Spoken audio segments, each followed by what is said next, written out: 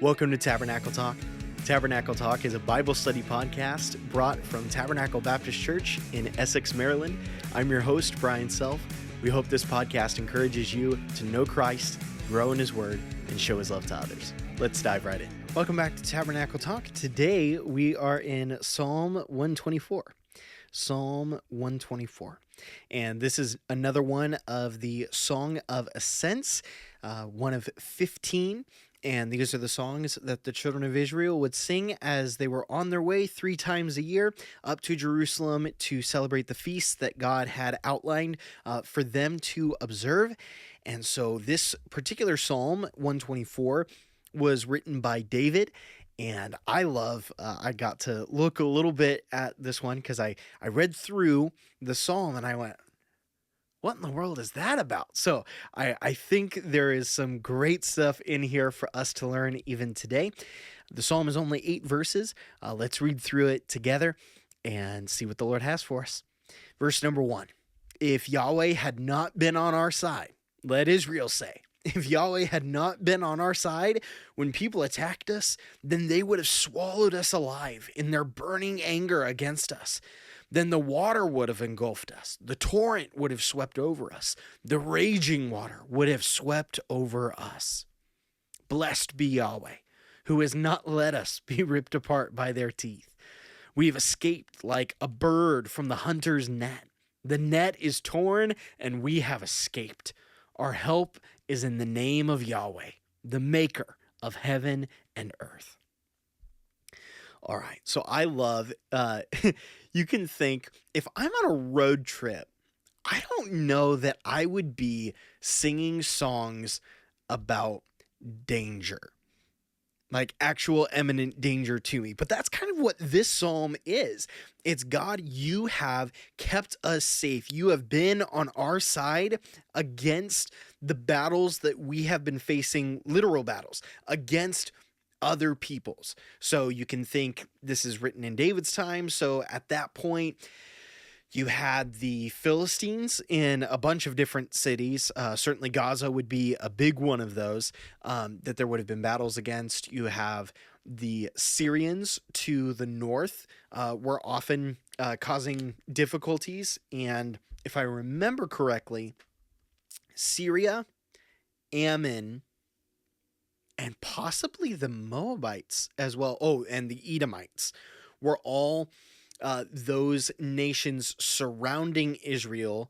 I think if I remember correctly, they didn't have a bunch of trouble from the Egyptians to the south for a while. It just was mainly the Canaanites that were to their southwest, Syrians to the north, and then you have Ammon and Moab to the kind of northeast, and then Edom to the southeast, were the nations that surrounded Israel and often would send in raiding parties.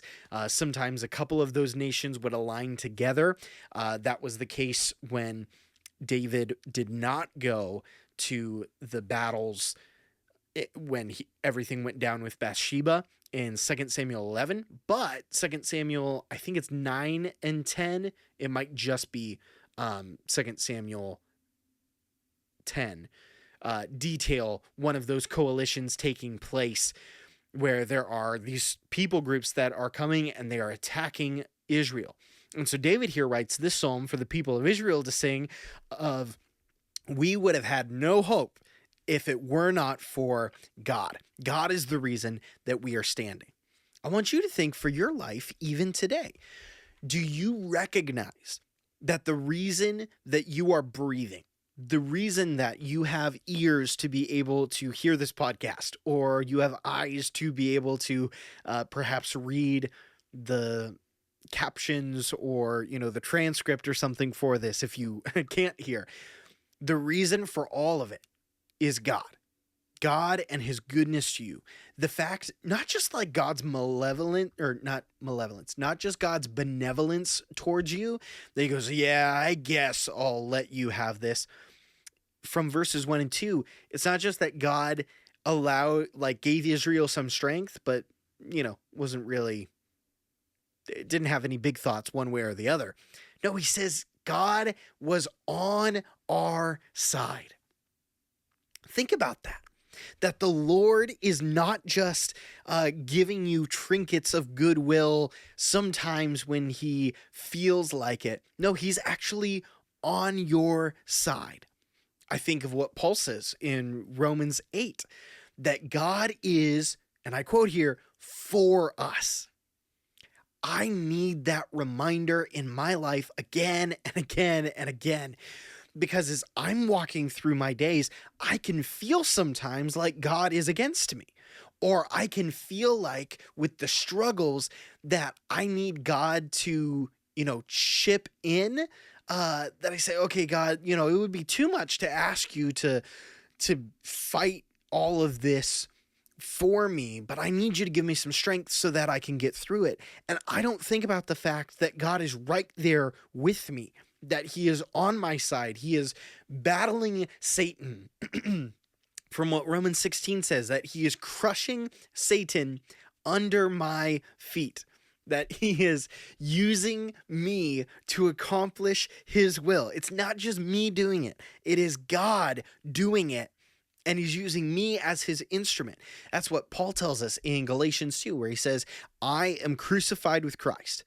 Nevertheless, I live, yet not I, but Christ lives in me. And the life that I now live in the flesh, I live by the faith of the Son of God, who loved me and gave himself for me. So God is on our side.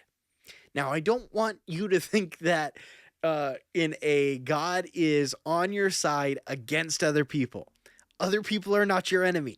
Satan and his cronies and death and hell, that is your enemy. And that is who God is on your side against. It's not, I know we have people in a variety of situations, but for some of you, you might think God is on my side, and that means God is against this family member that I'm really at odds with right now, and I really dislike them. No, my friend. My friend Shelly Porter let me know the other day that was a kind of Brianism of doing that. No. I didn't even realize that was a thing, but Shelly, if you're watching, I've now noticed it. I do that.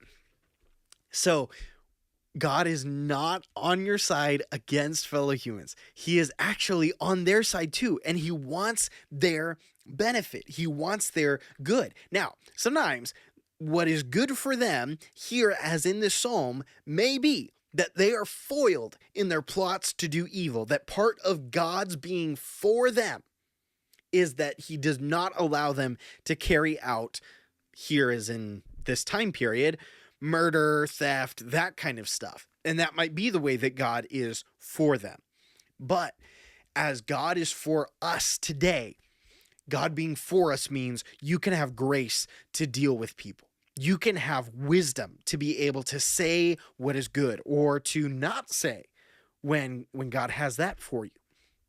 It could mean that God has you to win other people to Christ through your testimony. That as you talk about what God's doing in and through and for you, they would go, I want that kind of walk and relationship. And before you go, well, no, that could never happen with me, I could tell you story after story. I could take you to person after person who found that to be true within their own life. And I've seen it enough times that I know it doesn't matter what kind of person you are. I have family members that for decades of their lives, they were just a mean, cantankerous person. And they were not kind or pleasant to be around. And you would never go, yeah, that's definitely someone that can be won to Christ. And yet, they were. Through the lives of God's people, that they went, yeah, you know what? I do need to follow Jesus. And so because I've seen that within my own family, with people that I never would have anticipated it happening to, I can tell you there's no one off limits. There's no one that God cannot save. And so just keep being faithful and realize God is on your side. He's on your team. He's not fighting against you. He's fighting for you. The question is, are you working in your best interests, or are you working against your own best interests? If God is for you and you feel like God is against you, it might be that you are working against your own self-interest because God is working for your good and for his glory. And so if you feel like God's against you, it could be that you are trying to take actions or say words or go a direction that God would not have you to go, that would end up in your bad and in God's disglory.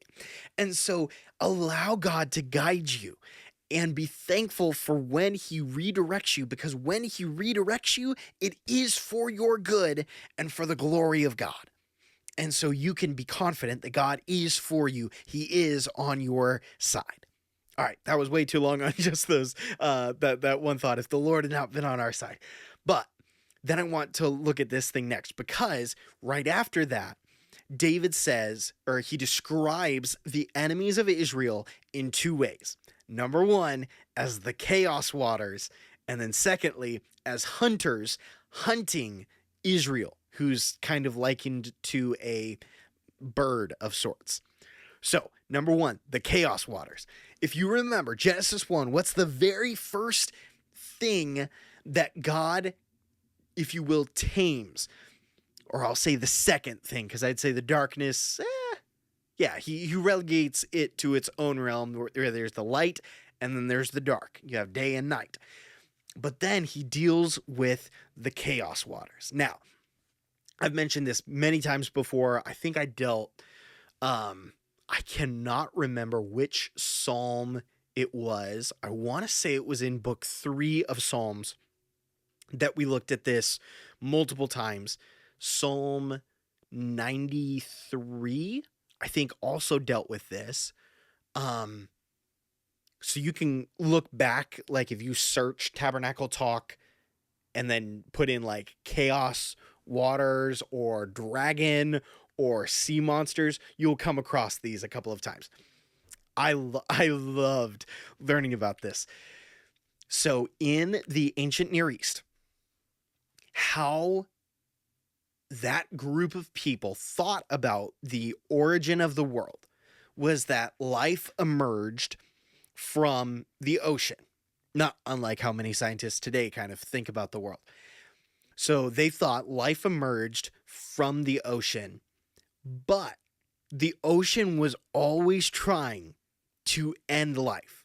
The ocean was always trying to get back everything that came out of the ocean. And so they would kind of mesh a thought of the ocean is always trying to destroy the land. And then to make it even like cooler, scarier, they would have a oceanic sea monster water dragon thing. So think a little bit more like how Chinese dragons look. Think a gigantic sea serpent or sea snake. The chaos water monster. The illustration I'd used before was think Jaws, the Meg, or Godzilla are kind of the ways that even in our cultural zeitgeist, we still kind of have this thought of chaos creature from the water that will destroy life. I think it's so cool that we still kind of have some of those same types of things in our culture today. So that's how they thought about the waters. So then in Genesis 1, God gives the story, not that the waters are trying to destroy all of this life that God has made, but God's in control of the waters. And so even there in Genesis 1, God says that he created the Tannin. It is in some translations have it as whales, which is not a great choice. The sea monsters is how anyone during that time would have understood what the Bible was claiming, that it claimed that God had authority over the chaos waters. And I just think that's such a cool thought. So here, David is writing and he is comparing the nations around Israel to the chaos waters. He says they are Godzilla, coming up, trying to destroy and engulf and destroy Israel. He says they would have swallowed us alive in their burning anger against us. Then the water would have engulfed us. The torrent would have swept over us. The raging water would have swept over us. I've also mentioned, when this has come up before in Tabernacle Talk, that this is how especially the Old Testament prophets talked about the nations of the world, that the rulers and the demonic rulers of this world system, this is how God describes them. He says they are working together for the destruction of life and order and everything that God has made. And so when you look at nations and they demolish cities and they destroy things, I want you to think about this. I want you to think, oh yeah, that's exactly what Satan and the demons want. They don't want there to be the life and order and joy and human flourishing that God made. They want there to be death and devastation and disorder and chaos and anarchy.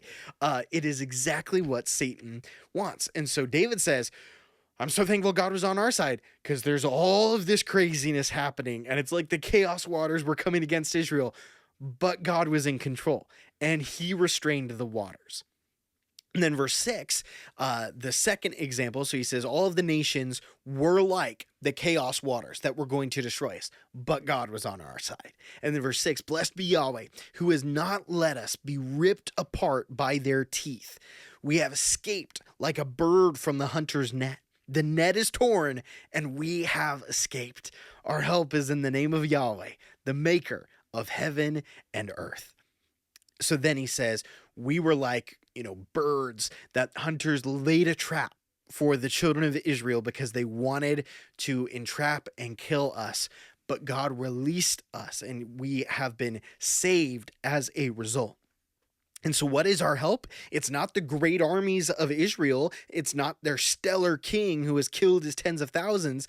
David says our help is in the name of Yahweh. It's in what God has pledged himself to do. His strength, his ability are why we exist, why we are safe.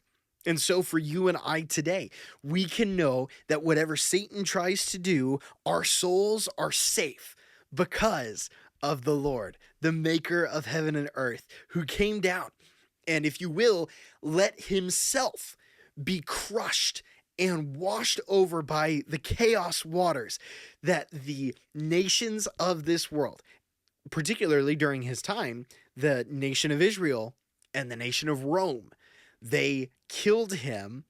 And as Jesus was destroyed by the chaos waters, he walked out the other side and he was fine. And so it doesn't matter if the chaos waters destroy us. It doesn't matter what the nations of this world do. We will be fine because we are walking through death into life everlasting, just like our Savior did. And it doesn't matter what the hunter, Satan, tries to do. We are safe because of what Jesus has accomplished. And he made it so that the great enemy of our soul, death, is fangless. And we are safe. We are delivered from the net and the trap that has been set for us as a result of Jesus. I love this psalm. This is so cool. I love the Bible. I love the word pictures that it has for us. And if you have any more questions, in particular, as I'm talking about like the chaos waters and stuff, look at the Bible Project video, Chaos Dragon. Look at that video.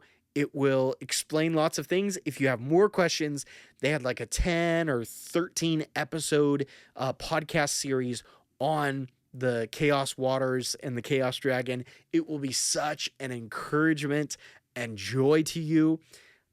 It will help you to see our world in the way that the Bible describes it, and in particular, nations and kings and their work as God has described it for us. I could not recommend it more heartily. Thanks for tuning in today. Next episode is Psalm 125.